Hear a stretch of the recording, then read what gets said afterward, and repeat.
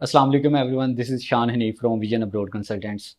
आज की वीडियो में मैं सबको वेलकम करता हूं और आज मेरे साथ बहुत ही मेरे प्यारे दोस्त भाई अहमद अमीन मौजूद हैं, जिनका जो है वो टर्की का वीज़ा ग्रांट हुआ है। तो सबसे पहले तो मैं इनको मुबारक देता हूं और इनको जो है वो कंग्रेचुलेट करता हूं कि इनको वीज़ा ग्रांट हुआ है। और इसके बाद इनसे पूछते हैं कि इनका जो है वो एक ये ओवरऑल जो प्रोसेस था, एक्सपीरियंस था, वो कैसा रहा हमारे साथ। सबसे पहले तो अस्सलाम वालेकुम अहमद भाई, वालेकुम अस्सलाम शान क्या भाई। हाल है? ठीक ठाक, अल्लाह का और शुक्र। कैसी फीलिंग्स अब वीज़ा ग्रांट होने के बाद? बहुत खुश हूँ सर जी, दिल से एक्सप्लेन नहीं खुश कर हैं? सकता।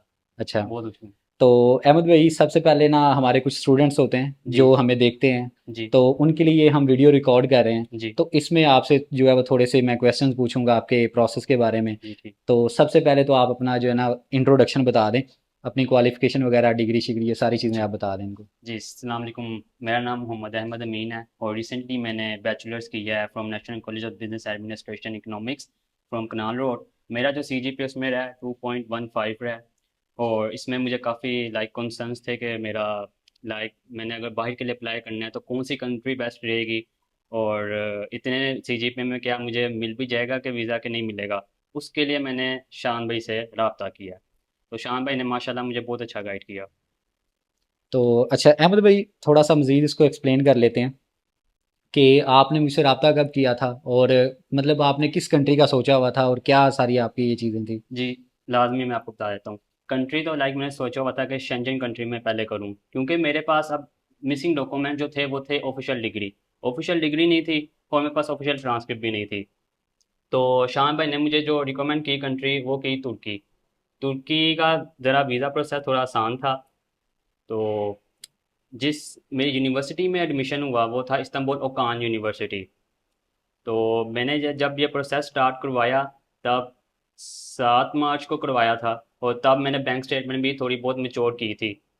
तो मैंने फिर डॉक्यूमेंट जब सबमिट करवाए थे एनाटोलिया ट्रैवल सर्विसेज में, वो मैंने करवाए थे 3 जून को करवाए थे। और मेरा 30 जून को वीज़ा आ गया था।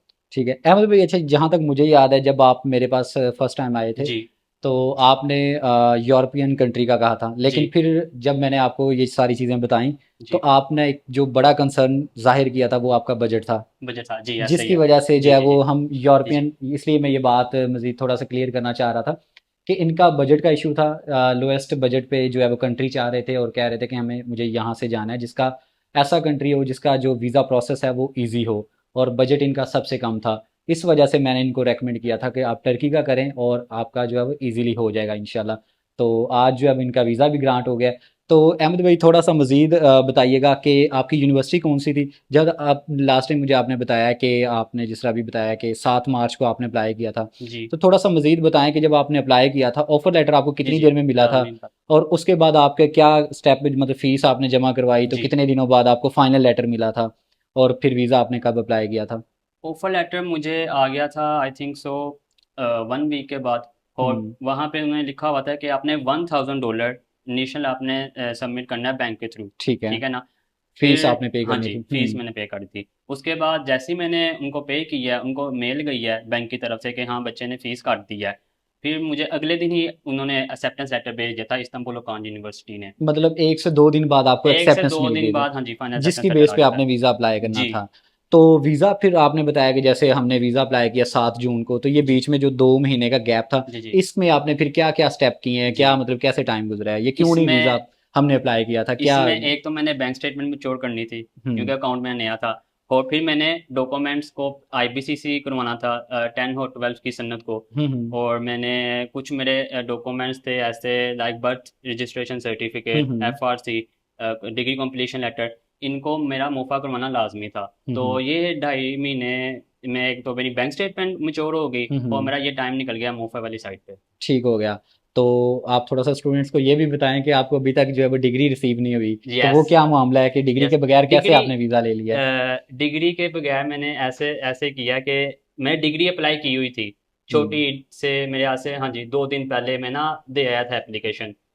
तो डिग्री मेरे 3-4 महीने हो गए हैं, मैं जाता भी रहा कॉलेज, उनको प्रेशराइज भी करता रहा, लेकिन वो कहते कि अभी आपकी एप्लीकेशन नहीं पहुंची, जैसे ही पहुंचेगी हम आपको ना मैसेज या कॉल कर देंगे। बट फिर जब मैं लास्ट मैंने लगाया था फेरा अपने कॉलेज का मई के लास्ट वीक में, क्योंकि जून को मैंने मस्ट अप्लाई करना था। तो फिर मैं डायरेक्ट आया शाम भाई के पास, तो शाम भाई ने कहा आप टेंशन न लें, अपनी डिग्री कंप्लीशन लेटर पर मुफा करवाएं, हम उसी की बेस पे ना वीज़ा फाइल करेंगे। तो all credit go to the शान भाई, और आज मेरा ये वीज़ा लग गया, ये मेरा तुर्की का वीज़ा। बहुत शुक्रिया अहमद भाई। अच्छा, यहाँ पे एक चीज़ मैं क्लियर करना चाह रहा हूँ कि हमारी इसमें मेन प्रेफरेंस थी कि इनको जो है वो डिग्री की बेस पे ही वीज़ा अप्लाई करवाया जाए, लेकिन क्योंकि जिस तरह अहमद भाई ने बताया कि इनकी यूनिवर्सिटी ने इनको काफ़ी ज़्यादा डिले किया, इवन आप कह लें कि बहुत ज़्यादा इनको तंग भी किया डिग्री ना देने की वजह से, तो फिर उस सारे सिनेरियो को देखते हुए इनके एडमिशन की जो डेडलाइन थी और जो इनरोलमेंट का टाइम था उसको, उस चीज़ को मद्देनज़र रखते हुए, तो फिर हमने इनको बोला कि आप अपना जो है वो एक डिग्री कंप्लीशन लेटर बनवाएं और उसको वेरीफाई करवाएं, उसकी बेस पे फिर हमने वीज़ा अप्लाई किया था और अल्हम्दुलिल्लाह इनका जो वीज़ा है वो ग्रांट हो चुका है। तो अहमद भाई, अच्छा अब ये बताएं कि आगे आपके क्या प्लान्स है, मतलब आगे आपने वहाँ पे जाके कोई अकोमोडेशन वगैरह या कैसे आपने वहाँ पे करना है अपने आप को? जी, अकोमोडेशन के लिए मेरा वहाँ पे एक फ्रेंड के साथ रब्ता है, तो वो मुझे कहा था कि आप यहाँ पे आओ, मैं आपको अकोमोडेशन भी कर दूंगा और आपको यहाँ पे ना थोड़े रास्ते वगैरह भी बता दूंगा कि क्या ठीक कहाँ ठीक कौन हो सी गया। जगह सेव है। ठीक हो गया। तो एक और चीज़ बताइएगा कि आपका इस सारे प्रोसेस के अंदर जो है वो बजट कितना लगा? ये स्टेप बाय जी, स्टेप आपने बताना है कि स्टार्टिंग से लेकर एंड तक अब आपका टोटल बजट कितना लग चुका है? मेरा ऑलमोस्ट 1.5 मिलियन, 15 लाख लाग गया हुआ है मेरा। ठीक है, उसको थोड़ा सा एक्सप्लेन कर दें ज़रा स्टेप बाय स्टेप में अ, कैसे लगे? जिसमें से आप लगा लें कि 2500 USD मेरी गई है यूनिवर्सिटी की फ़ीस, हम्म। मेरे टिकट के आगे जो करने हैं उसकी उसकी फ़ीस, और छोटे मोटे ऊपर जो खर्चे आते रहे हैं, जिसमें कंसल्टेंसी फ़ीस भी है, तो जिसमें डॉक्यूमेंट्स भी हैं कुछ जो मैंने प्रिपेयर हम्म। करवाए थे, जो मैंने नए बनवाए थे उसकी भी फ़ीस गई है, तो ये आपका बजट लग जाएगा 15 लाख तक का। ठीक है, मतलब 10 से 15 लाख के दरमियान आपका दस लगा है। 10 से 15 लाख में, हाँ जी, इजीली हो जाएगा। लेकिन उसमें भी अगर आप सिर्फ इनिशियल डिपॉजिट यहाँ से पे करें जी तो वो फिर उससे भी कम लग जाता है, जी जी मतलब कि क्योंकि आपने $1,000 अभी तक जी, पे किया है। 1,000 रुपये का, ठीक है, यस। तो वो पाकिस्तानी तकरीबन 3 लाख रुपए जी बनते हैं। जी जी 3 लाख आपने वो पे किया, उसके बाद आपने अपने डॉक्यूमेंट्स वगैरह पे लगाए हैं जी। और फिर ये आपकी टिकट है, मतलब अभी तक आपका तकरीबन कुछ 6 से 7 लाख रुपए अभी हाँ जी, अभी आपका लग लगे गया, हैं। लग गया, हाँ जी। ठीक हो गया। तो बाकी कोई हमारी टीम के बारे में, मेरे बारे में आप कुछ कोई अपने रिव्यूज़ जी देना चाहते हैं तो वो बता जी। दें। शान भाई को मैंने जब जब कॉल किया है, चाहे वो रात के 10 बजे या 10:30, शान भाई ने मुझे तब तब रिप्लाई किया, और शान भाई ने मुझे इतनी हिम्मत दी है कि ठीक है, आपके पास डिग्री नहीं है, ऑफिशियल ट्रांसक्रिप्ट नहीं है, आपका स्टिल हम ना ट्राई करेंगे, और 90% उन्होंने कहा था कि आपका केस स्ट्रॉन्ग है, आपका आपका वीज़ा लगेगा ही लगेगा। All credit go to the शान bhai and Vision Abroad Consultancy team. So मैं यही रिकमेंड करूंगा कि अगर इन फ्यूचर किसी ने विजिट का वीज़ा भी लगवाना है या फिर स्टडी का वीज़ा भी लगवाना है, तो वो इनकी टीम से रब्ता करे। जी श्याम भाई।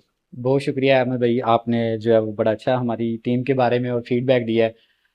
तो जी बिल्कुल, ये थे अहमद भाई जिनका आपने जो है वो सारा फीडबैक हमारे बारे में और इनके प्रोसेस के बारे में सुन लिया है।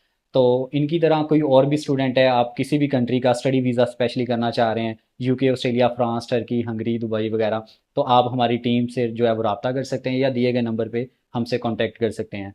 Thank you very much.